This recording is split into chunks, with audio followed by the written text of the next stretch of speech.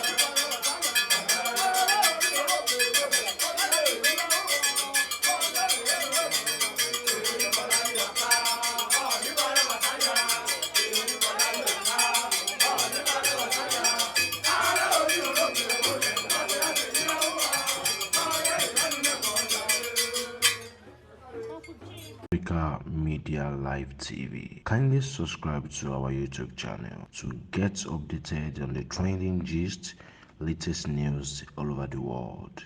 Like our page, subscribe, and share with friends. Thank you.